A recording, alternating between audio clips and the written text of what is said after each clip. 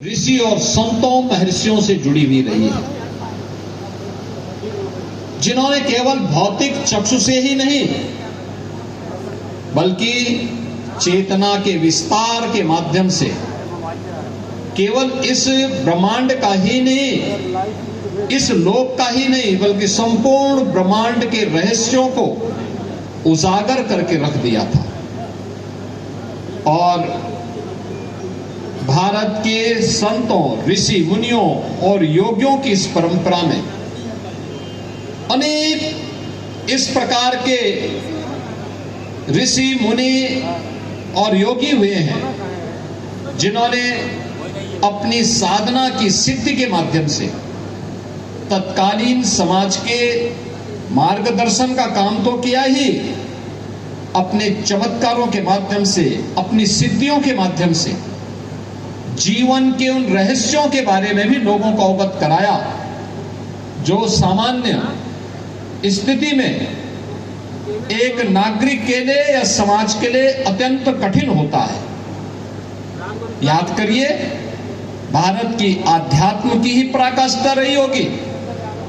महाभारत का युद्ध चल रहा है, धृतराष्ट्र दोनों आंखों से उन्हें दिखाई नहीं देता है।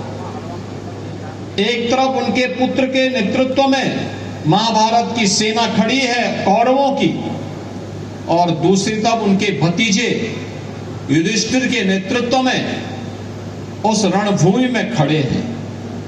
लेकिन धृतराष्ट्र को यह लगा कि मुझे ये युद्ध देखना चाहिए, युद्ध कैसे होता है इसके बारे में मैं जानना चाहता हूं, क्योंकि कौरव सत्ता में थे, कौरव के साथ बड़ी सेना थी।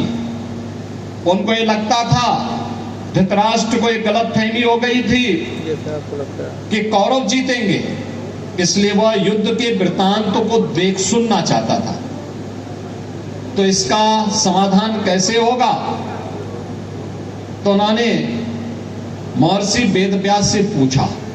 महर्षि वेदव्यास ने कहा कि मैं दृष्टि तुम्हें दे सकता हूं कि तुम युद्ध को अपनी आंखों से देख सकोगे।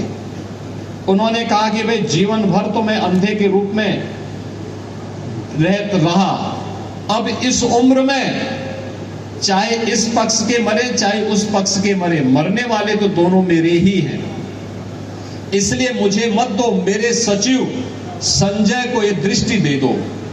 और संजय को ये दृष्टि दे करके संजय मुझे युद्ध का वृत्तांत बताता जाएगा।